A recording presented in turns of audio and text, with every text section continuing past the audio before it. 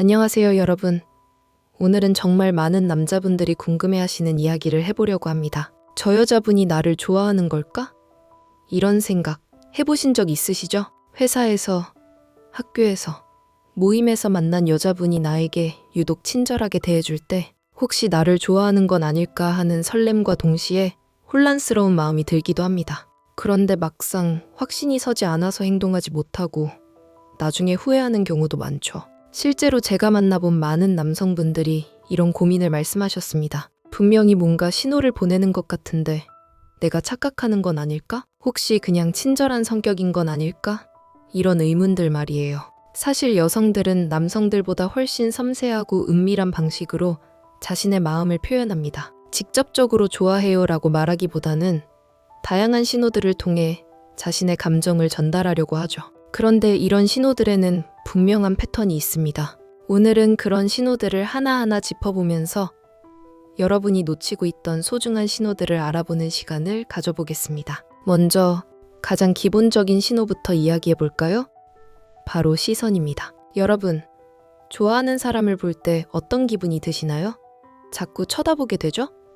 여성들도 마찬가지입니다. 아니, 어쩌면 남성들보다 더 그럴 수도 있어요. 제가 알고 있는 한 여성분의 이야기를 해보겠습니다. 그분은 같은 회사의 한 남성 동료를 좋아하게 되었는데 처음에는 자신도 모르게 그 남자분을 자꾸 쳐다보게 되었다고 해요. 회의실에서, 복도에서, 심지어 엘리베이터를 기다릴 때도 말이에요. 그런데 재미있는 건 그 남자분과 눈이 마주치면 깜짝 놀라서 시선을 돌린다는 거였어요. 마치 들킨 것처럼 당황하면서도 또 계속 보고 싶어하는 마음을 감출 수 없었다고 합니다. 이런 시선의 패턴을 잘 관찰해 보세요. 단순히 한두 번 쳐다보는 것이 아니라 자주 그리고 의미 있는 시선을 보낸다면 그건 분명한 신호입니다. 특히 눈이 마주쳤을 때 부끄러워하면서도 미소를 짓는다거나 또는 오히려 더 깊게 쳐다본다면 더욱 확실한 신호라고 볼 수 있어요. 그런데 시선만으로는 확신하기 어려울 수 있죠. 그래서 다른 신호들도 함께 살펴봐야 합니다. 두 번째로 주목해야 할 것은 바로 몸짓, 특히 가벼운 스킨십입니다. 한국 사회에서는 남녀 간의 스킨십이 조심스러운 편이잖아요. 특히 남자가 여자에게 먼저 터치하는 것에 대해서는 더욱 신중해야 하고요. 그런데 여자가 남자에게 먼저 가벼운 터치를 한다는 것은 상당한 의미가 있다고 볼 수 있습니다. 예를 들어 대화하다가 웃으면서 어깨를 가볍게 친다거나 뭔가를 전달해주면서 손을 스친다거나 술자리에서 자연스럽게 팔짱을 낀다거나 하는 행동들 말이에요.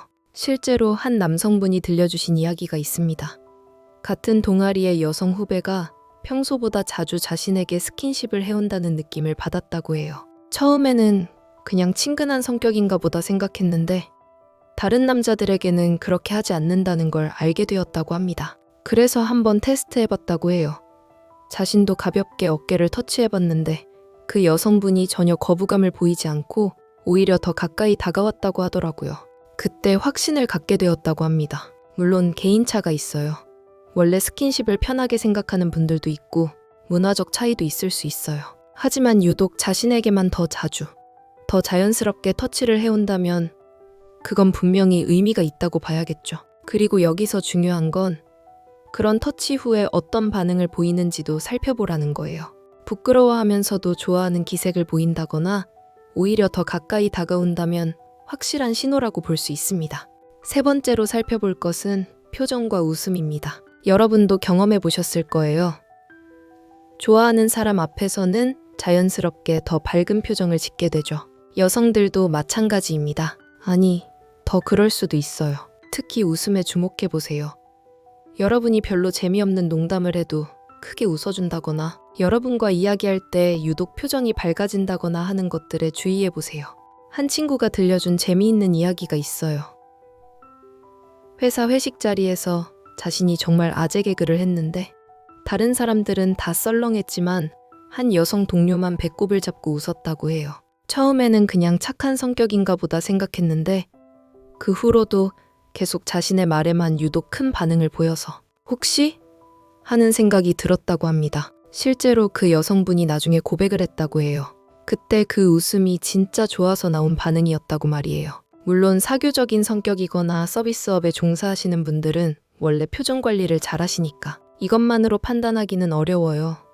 하지만 다른 사람들과 있을 때와 자신과 있을 때의 표정이나 반응이 확연히 다르다면 주목해 볼 만합니다. 네 번째는 대화 패턴입니다. 여성들은 일반적으로 남성들보다 대화를 더 좋아하죠. 하지만 모든 남자와 대화하고 싶어 하는 건 아니에요. 특히 좋아하는 남자와는 더 많은, 더 깊은 대화를 나누고 싶어 합니다. 만약 어떤 여성이 여러분에게 자주 먼저 말을 건다면 그것도 업무적인 대화가 아니라 개인적인 대화를 시도한다면 그건 좋은 신호예요. 어제 뭐 하셨어요? 주말에 뭐 하세요? 요즘 어떠세요? 같은 질문들? 별것 아닌 것 같지만 사실 관심의 표현이거든요. 특히 아침에 출근해서 먼저 인사를 건넨다거나 점심시간에 같이 드실래요? 라고 제안한다거나 퇴근 후에도 개인적인 연락을 해온다면 더욱 그렇습니다. 그리고 여러분의 말에 대한 반응도 살펴보세요. 유독 여러분의 이야기에 집중해서 들어주고 큰 반응을 보여준다면 그것도 호감의 신호라고 볼 수 있어요. 다섯 번째는 요즘 시대에 특히 중요한 메신저 패턴입니다. 카카오톡이나 문자 답장을 어떻게 하는지 보면 상대방의 마음을 어느 정도 파악할 수 있어요. 좋아하는 사람한테서 연락이 오면 바로바로 확인하게 되고 답장도 빨리 보내게 되잖아요. 만약 어떤 여성이 여러분의 메시지에 항상 빠르게 답장하고 그 내용도 단답형이 아니라 대화를 이어가려고 하는 형태라면 좋은 신호입니다. 예를 들어 네라고 답장하는 게 아니라 네, 그 영화 정말 재미있더라고요. 어떠셨어요? 처럼 질문을 덧붙여서 대화를 계속 이어가려고 한다거나 이모티콘을 많이 사용한다거나 먼저 일상적인 안부 메시지를 보내온다거나 하는 것들 말이에요. 그리고 메시지의 시간대도 의미가 있어요. 밤늦게 잘 자요 라는 메시지를 보낸다거나 주말에 뭐 하세요? 라고 물어본다거나 하는 것들은 여러분을 생각하고 있다는 표현일 수 있거든요.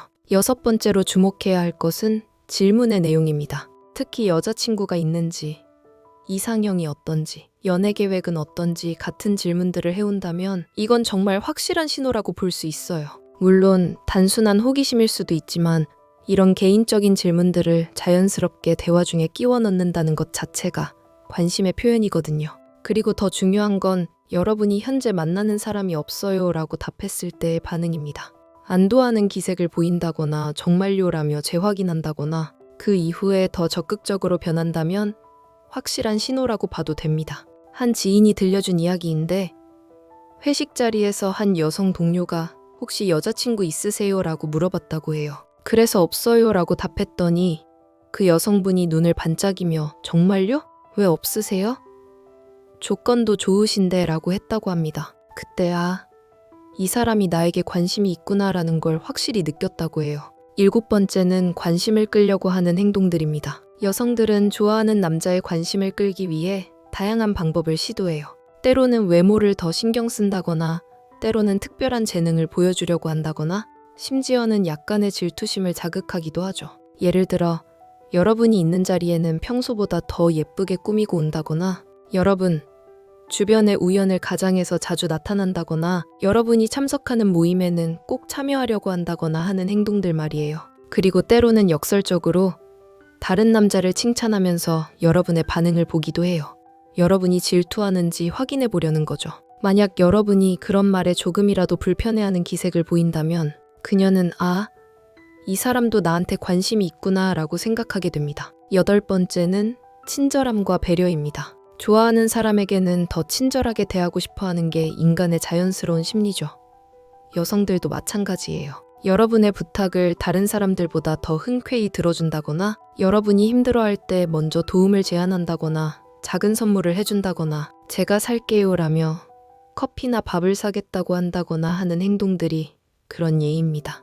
특히 금전적인 투자는 상당한 관심의 표현이라고 볼 수 있어요. 비싼 생일 선물을 준다거나 맛있는 음식을 사준다거나 하는 것들 말이에요. 물론 그냥 친절한 성격일 수도 있어요. 하지만 유독 자신에게만 더 특별하게 대해준다면 다른 의미로 받아들여 볼 만합니다. 마지막 아홉 번째는 물리적 거리입니다. 이건 정말 확실한 신호 중 하나예요. 좋아하는 사람과는 가능한 한 가까이에 있고 싶어 하거든요. 회의실에서, 식당에서, 강의실에서 항상 여러분 근처에 앉으려고 한다거나 여러분이 자리를 바꾸면 따라서 자리를 옮긴다거나 일이 끝나도 여러분이 있는 자리를 떠나지 않으려고 한다거나 하는 행동들이 그런 예입니다. 그리고 여러분과 함께 있을 때 평소와 다른 모습을 보이는 것도 좋은 신호예요. 텐션이 올라간다거나 갑자기 말이 많아진다거나 애교를 부린다거나 하는 것들 말이에요. 한 선배가 들려준 이야기인데 회사에서 한 여성 동료가 자신의 자리 근처로 자꾸 온다는 느낌을 받았다고 해요. 복사기를 사용할 때도, 화장실을 갈 때도, 심지어 담배를 피우러 갈 때도 우연히 만나게 되었다고 합니다. 처음에는 정말 우연인 줄 알았는데 너무 자주 일어나서 혹시 하는 생각이 들었다고 해요.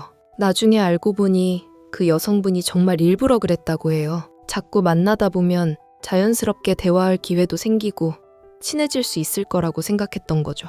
이렇게 9가지 신호들을 살펴봤는데 여기서 정말 중요한 건 이런 신호들이 한두 개만 나타나는 게 아니라 여러 개가 동시에 그리고 지속적으로 나타난다는 거예요. 예를 들어 시선도 자주 보내고 가벼운 스킨십도 하고 먼저 말도 걸고 메시지 답장도 빠르고 개인적인 질문도 하고 물리적으로도 가까이 있으려고 하고 이런 식으로 여러 신호들이 복합적으로 나타날 때 비로소 확신을 가질 수 있다는 거죠.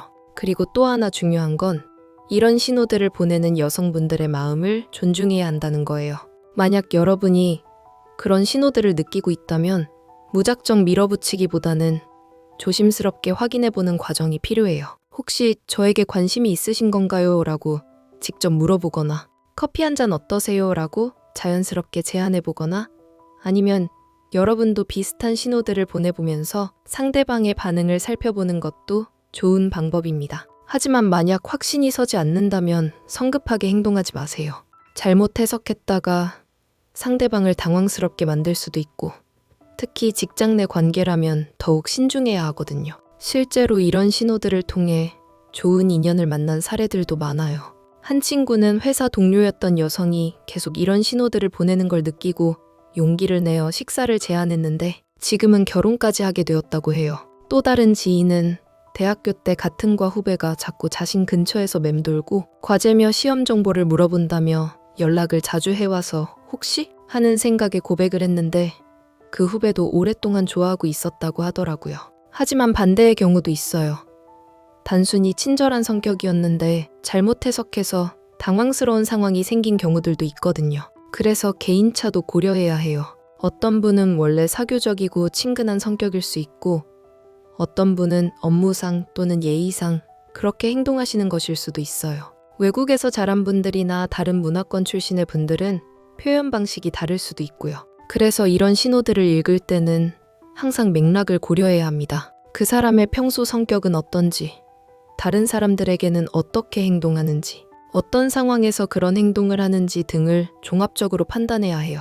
그리고 무엇보다 중요한 건 상대방이 거절할 권리도 있다는 걸 인정하는 거예요. 아무리 확실한 신호들이 있었다고 해도 실제로는 다른 의미였을 수도 있고 마음이 바뀔 수도 있거든요. 만약 여러분이 용기를 내어 마음을 표현했는데 거절당했다면 그것도 존중해야 해요. 억지로 설득하려고 하거나 계속 시도하는 것은 좋지 않습니다. 깔끔하게 받아들이고 좋은 관계를 유지하는 것이 성숙한 자세겠죠. 그런데 한편으로는 너무 신중해서 기회를 놓치는 것도 아쉬운 일이에요. 분명한 신호들이 여러 개 나타나고 있는데도 혹시 내가 착각하는 건 아닐까 하면서 계속 망설이다가 다른 사람에게 좋은 기회를 빼앗기는 경우도 있거든요. 그래서 적절한 타이밍을 잡는 것이 중요해요. 너무 성급해도 안 되고 너무 늦어도 안 되는 거죠. 이건 정말 경험과 센스가 필요한 부분이기도 해요. 마지막으로 이런 신호들을 읽는 능력도 중요하지만 여러분 자신이 상대방에게 좋은 사람이 되는 것이 더 중요하다는 점을 꼭 기억해 주세요. 아무리 신호를 잘 읽어도 여러분 자체에 매력이 없다면 소용없으니까요. 외모도 중요하지만 그보다는 성격이나 인품, 유머 감각, 배려심 같은 내적인 매력들이 더 중요해요. 그리고 상대방의 신호만 기다리지 말고 여러분도 적절한 관심과 호감을 표현해 보세요. 사랑은 혼자만의 감정이 아니라 서로 주고받는 것이니까요. 진정한 사랑은 서로를 있는 그대로 받아들이고 함께 성장해 나가는 것이라고 생각해요. 그런 관계를 만들어가기 위해서는 상대방을 이해하려는 노력과 배려하는 마음이 가장 중요하겠죠. 혹시 지금 여러분 주변에 이런 신호들을 보내는 여성분이 계신다면 그분의 마음을 소중히 여기시고 신중하면서도 용기 있게 접근해 보시기 바랍니다. 그리고 만약 아직 그런 인연을 만나지 못하셨다면 너무 조급해하지 마세요. 좋은 사람은 여러분이 준비되었을 때 나타날 거예요. 그때를 위해 지금은 자신을 발전시키고 매력적인 사람이 되기 위해 노력하시면 됩니다. 사랑은 정말 타이밍이 중요해요. 하지만 그 타이밍은 저절로 찾아오는 것이 아니라 여러분이 만들어가는 것이기도 해요. 상대방의 신호를 잘 읽고 적절한 순간에 용기를 내는 것. 그것이 바로 좋은 타이밍을 만드는 방법이겠죠. 오늘 이야기가 여러분에게 작은 도움이 되었기를 바라며 모두에게 아름다운 사랑이 찾아오기를 진심으로 응원합니다. 구독과 좋아요는 저에게 큰 힘이 됩니다. 감사합니다.